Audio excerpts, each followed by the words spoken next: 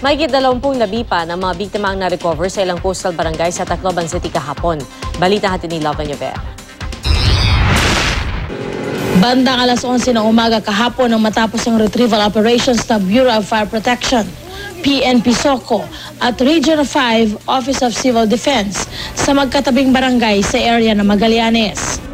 Mahigit 20 ang kanilang nakuha mula sa mga gumuhong bahay.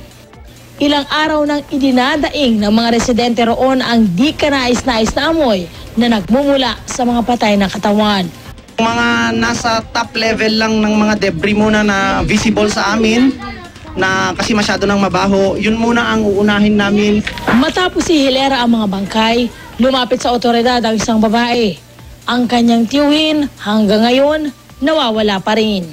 Sino yung may kamag-anak po ba kayo na nandun sa mga nakuha? Mayroon, asawa ng auntie ko. Nandiyan siya ngayon? Oo, sabi niya nandyan daw. Sa Tacloban City Public Cemetery na idinidiretso ang mga nakuhang labi na hindi pa rin na-identify ng kanilang mga kaanak. Pero bago sila tuluyang ilibing, masusi silang sinusuri ng mga forensic investigator. Love Ñaver, GMA News.